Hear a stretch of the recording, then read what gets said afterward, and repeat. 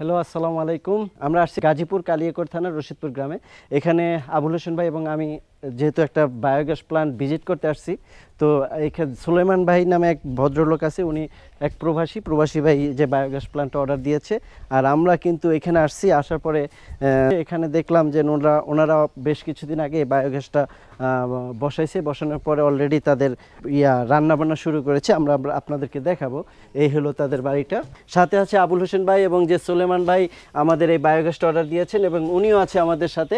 তো সুলেমান ভাইয়ের বড় ভাই যেও একজন প্রবাসী এবং সুলেমান ভাইও একজন প্রবাসী, উনি সৌদি আরব থাকে এবং ছুটিতে আসছে। তো আমরা সুলেমান ভাইয়ের বড় ভাইয়ের সাথে কথা বলবো এবং আমরা জানবো আসলে এই সবুজ শক্তি বায়োগ্যাসটা ব্যবহার করে আমরা কি কি সুবিধা পাচ্ছি। বায়োগ্যাস প্রযুক্তিটা আপনারা জানেন অনেক আগে থেকে, প্রায় 25-30 বছর আগে থেকেও এটা ব্যবহার করে এই যে একটা প্লাস্টিক সদৃশ্য ড্রাম, এটা কিন্তু সারা বাংলাদেশের শত শত মানুষ নিচ্ছে। কেন নিচ্ছে এ ব্যাপারে আবুল হোসেন ভাই আমাদেরকে ধারণা দিবে। তো এই বায়োগ্যাস প্ল্যান্টে মানুষ কেন সেই সনাতন পদ্ধতি বাদ দিয়ে কেন এই প্লাস্টিক ড্রামের একটা বায়োগ্যাস নিচ্ছে, এ ব্যাপারে যদি আপনি আমাদেরকে বলতেন। অশেষ ধন্যবাদ আপনাকে। আমি কাজ করতেছি মূলত কৃষকদেরকে নিয়ে। আপনারা জানেন দর্শক বন্ধুরা, আমি নিজেও একজন কৃষক। আমার একটা ছোট খামার আছে, যেই খামারে 20-22টা গরু সারা বছর আমি সেখানে লালন পালন করি। সবুজ শক্তি বায়োগ্যাস সিস্টেম আর প্রচলিত সনাতন বায়োগ্যাস সিস্টেমের মধ্যে যে পার্থক্যগুলো আছে, বেসিক কিছু পার্থক্য আছে। সেটা হলো কি, এটা হচ্ছে অল্প জায়গায় করা যায়। সনাতন পদ্ধতিটা অনেক বেশি জায়গা লাগে, 25 থেকে 30 স্কোয়ার ফিট জায়গা লাগে ওইটা করতে গিয়ে, আমরা জানি। এবং এইটা এক জায়গা থেকে তুলে আরেক জায়গায় সরানো যায়। ওইটা এক জায়গায় একবার বসালে ওইটা সরানো যায় না।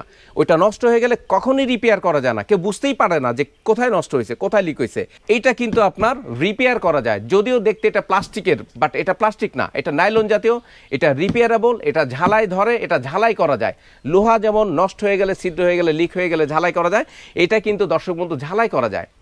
প্লাস্টিক ট্যাঙ্ক বা পানির ট্যাঙ্ক আমরা যা ছাদে ব্যবহার করি পানির জন্য, ওইটা কিন্তু ঝালাই করা যায় না। Suppose after 5 years or 10 years এইখান দিয়ে একটা ছিদ্র হয়ে গেছে, এই ট্যাঙ্কের এখান থেকে ছিদ্র হয়ে গ্যাস বের হয়ে যাচ্ছে। এইটা ফাইন্ড আউট করে আমাদেরকে খবর দিলে আমরা কিন্তু এটা এখানে যন্ত্রপাতি এনে এখান থেকেই ঠিক করে দিতে পারবো। এটা ঠিক করা যায়, এটা একটা বড় সুবিধা। আর একটা সুবিধা হচ্ছে গিয়ে, এটা পানিতে, মাটিতে, গ্যাসে, গোবরে কিচ্ছু করতে পারবে না। ইভেন দো আপনার 8 মাত্রার ভূমিকম্পও যদি হয়, এটা ফাটবে না, এটা নষ্ট হবে না। এবং এইটা কিন্তু আপনার এত স্ট্রং যে এখানে গাছের শিকড় ঢুকে যাওয়ার কোনো সুযোগ নাই। বড় বড় গাছপালার শিকড় ঢুকে গিয়ে ইটেরটায় যেমন লিক হয়ে গ্যাস বের হয়ে যায়, তো এটা ওই ধরনের কোনো সুযোগ নাই। এখন কেন আপনারা এটা করবেন? আপনারা এটা করবেন হচ্ছে গিয়ে যাতে করে আপনাদের জ্বালানি যে সংকট আজকে সারা বিশ্বব্যাপী, যত ধরনের জ্বালানি আছে, তেল বলেন, গ্যাস বলেন, অকটেন বলেন, পেট্রোল বলেন, দিন দিন এটার দাম বাড়তেছে। কেন? সংকটের কারণে। চাহিদার তুলনায় কিন্তু ওই পরিমাণ গ্যাস জ্বালানি আমরা উৎপাদন করতে পারতেছি না, এই জন্যই কিন্তু দাম বেড়ে যাচ্ছে। সেই ক্ষেত্রে আমরা যদি প্রত্যেককে পদক্ষেপ নেই যে আমার গ্যাস আমি উৎপাদন করব, তাহলে কিন্তু এই সংকট বা এই প্রেশার গ্যাসের উপরে বাংলাদেশের আমাদের যে প্রেশার, এই প্রেশারটা কিছুটা হলেও অন্তত কমবে। আমার গ্যাসের চাহিদা যদি আমার প্রাপ্ত গরুর গোবর দিয়ে আমি মিট করতে পারি, অন্তত পক্ষে আমি মনে করি যে একটা সিলিন্ডার হলেও দেশ থেকে গ্যাসের চাপ কমবে। সো দর্শক বন্ধু, এই জন্যই আপনারা সবাই বায়োগ্যাস করবেন। বায়োগ্যাস করার জন্য আপনাদেরকে আহ্বান জানাই, উদাত্ত আহ্বান জানাই। আমাদের সুলেমান ভাই বিদেশে বসে অর্ডার করেছিল, তার বড় ভাইয়ের সাথে আমরা কথা বলবো। আসসালামু আলাইকুম ভাই। আমার নাম মোহাম্মদ হুমায়ুন কবির, গাজীপুর জেলা কালিয়াকৈর থানা রশিদপুর গ্রাম। এই গ্যাসেরটা অর্ডার দেওয়া হয়েছে আমার ছোটো ভাই, ওর নাম সুলাইমান, ও কাতার থাকে, ও অনলাইনে অর্ডার দিয়েছে। সেই অর্ডারের মাধ্যমে এই গ্যাস সিলিন্ডার বসাইছে এই জায়গায় আমাদের বাড়িতে। এখন মোটামুটি মনে করেন যে গ্যাস উৎপাদন হয়, রাতে 10-15 জন মানুষের খানা অলরেডি বানাইতে পারবো, এতে কোনো সমস্যা নাই। মনে করেন রান্না করতেছেন আপনি? এখন এটা বসানো হয়েছে 2-3 মাস হয়। এখন মনে করেন 2-3 মাস ধরে পাক করা হয়েছে। এখন মনে করেন আপনারা যদি আগ্রহী থাকেন তাহলে এই গ্যাস সিলিন্ডার আপনারা বসাইতে পারেন নিম্ন খরচে। এতে আপনারা লাভবান হবেন। যদি বাড়িতে গরু খামার থাকে, ওই গোবর দিয়ে আপনারা গ্যাস উৎপাদন করতে পারবেন। এদের সাথে যোগাযোগ করবেন। এখন আপনি কি মনে হয় এটা কত বছর রান্না করতে পারবেন এটা দিয়ে? কি যদি ঠিক মতো থাকে 20 বছর, 50 বছর, 100 বছর, এটা কোনো সমস্যা। আর এটা আপনি এককালীন যদি করে নেন তাহলে আর আপনার এই গ্যাস সিলিন্ডার কিনতে হবে না, বাড়িতে অনায়াসেই পাক করতে পারবো, কোনো সমস্যা হবে না, গ্যাসের সমস্যা হবে না, বাজারে যাইতে হবে না। আপনারা এই গ্যাস সিলিন্ডার আপনারা বসান, বায়োগ্যাস উৎপাদন করে আপনাদের দেশের খরচ কমান।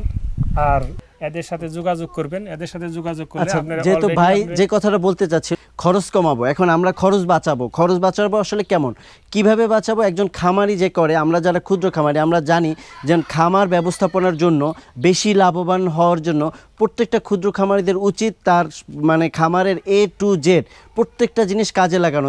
আমরা জানি গোবরটা আমরা ম্যাক্সিমাম এই যে বিশেষ করে বর্ষার সিজনে কোনো কাজে লাগে না, কারণ আমরা গোবরটা ফেলে দিই। শীতের সিজন হয়তো অনেকে গইটা করে রাখে বা অনেকে মুঠি করে রাখে, অনেকে জমায়ে রাখে, কিন্তু এটা কিন্তু যেহেতু আমরা ফেলে দেই, এই গোবরটা এখন A to Z আমরা যদি বায়োগ্যাস আকারে গ্যাস উৎপাদন করে আমরা এই গোবরগুলি কাজে লাগাই, বিনিময়ে কী পাচ্ছি? আমরা দুইটা প্রফিট পাচ্ছি। প্রথম প্রফিট হচ্ছে আমরা পাচ্ছি কিন্তু রান্নাঘরের আজীবনের জন্য আমরা গ্যাস পেয়ে যাব, এবং দ্বিতীয় প্রফিট হচ্ছে এখানে যে বায়ো স্যালারিটা বের হয়, তো আমরা যারা কৃষি ক্ষেত খামারে কাজ করি দেখতে পাচ্ছেন যে এই বায়ো স্যালারিটা বের হয়, এটা কিন্তু 100% পিওর জৈব সার।